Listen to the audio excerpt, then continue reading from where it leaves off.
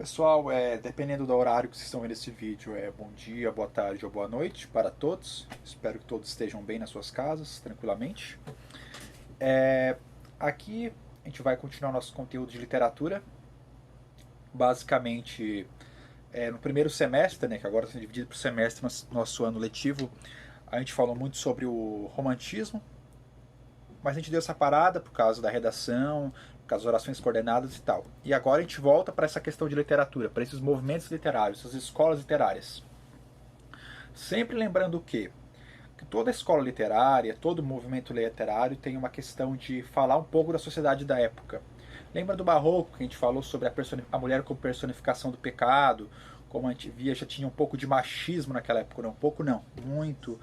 Ou o romantismo, já com uma questão mais pessimista, ou uma valorização da cultura indígena, ou da própria cultura nacional. Cada movimento tem uma questão de entender aquela época. Pegando um texto do Barroco, do Romantismo, a gente consegue entender um pouco de como aquela sociedade funcionava. O que a gente vai começar a pensar hoje é um dos movimentos literários que eu acho dos mais interessantes, assim, que é o realismo. Por que eu acho ele um dos mais interessantes? Vamos relembrar um pouquinho o que a gente estava estudando antes no romantismo, né, alguns meses atrás. 2 ou 3 meses atrás.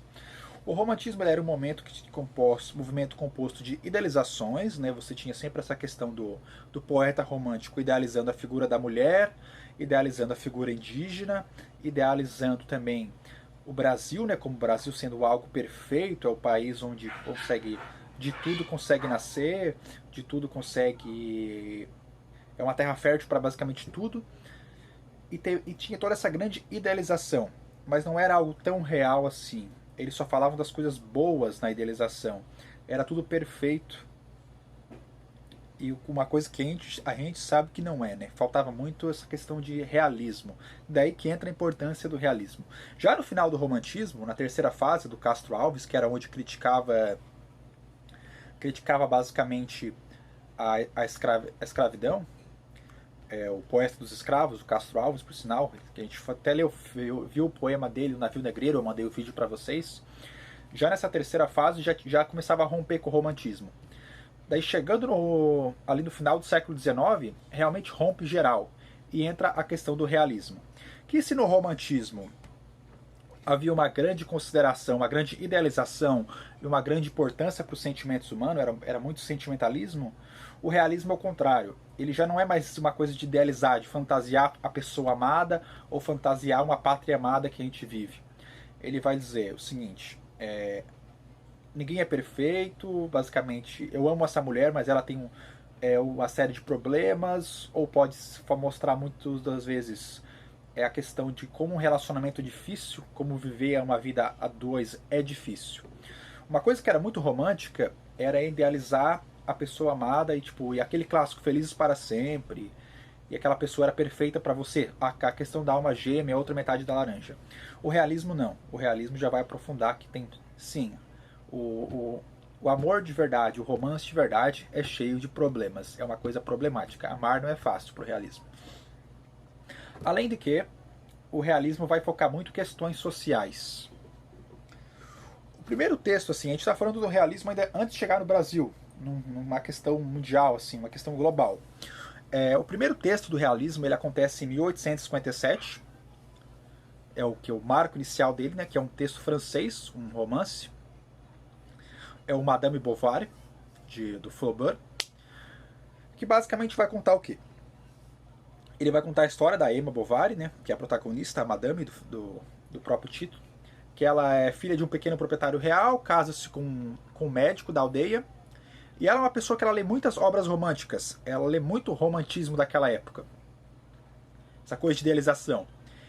E quando ela vai se casar com esse cara, ela meio que pensa o seguinte, nossa, eu vou me casar, vou viver tudo aquilo que eu li, todo aquele romantismo clássico, aquele amor platônico. Quando ela entra no relacionamento, ela descobre que a coisa não é assim. Ela descobre que as fantasias sentimentais dela não se concretizam.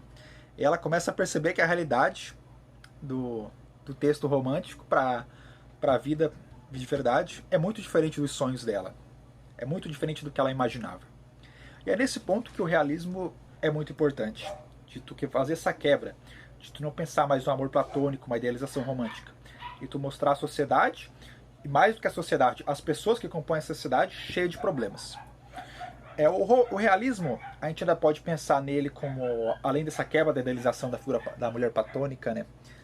Da mulher platônica não, do amor platônico, ele é influenciado por uma série de movimentos científicos da época, né?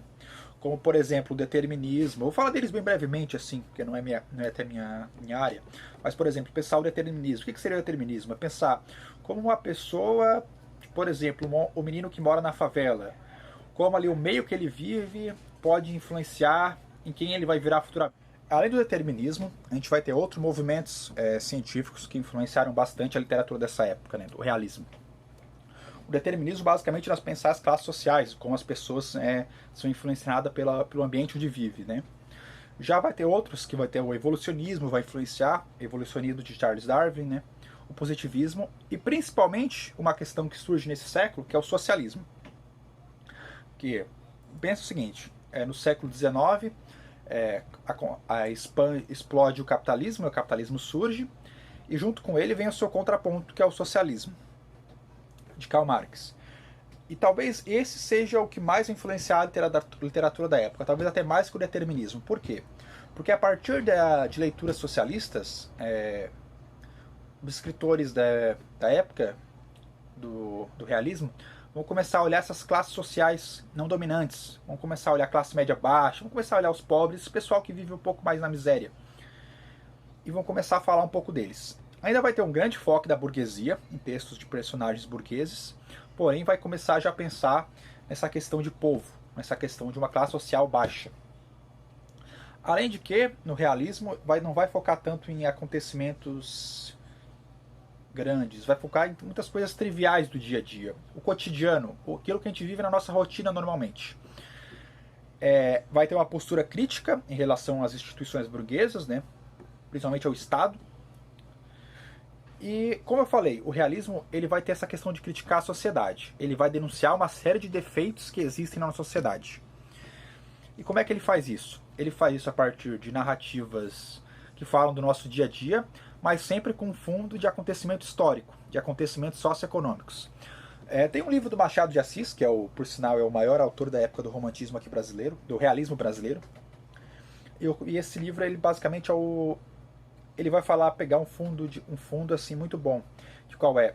O nome do livro é Esaú e Jacó, por sinal. Esaú e Jacó fazendo referência à Bíblia, né? A dois irmãos da Bíblia que nasceram juntos, são gêmeos, porém eles já nascem se brigando na barriga da mãe. Ele conta a história de dois irmãos gêmeos, também o Pedro e o Paulo, que um defende o Império, o outro defende a República Brasileira. E eles têm uma série de brigas e tal, eles gostam da mesma mulher, e por aí vai. Mas a narrativa se passa basicamente contando o cotidiano dos dois.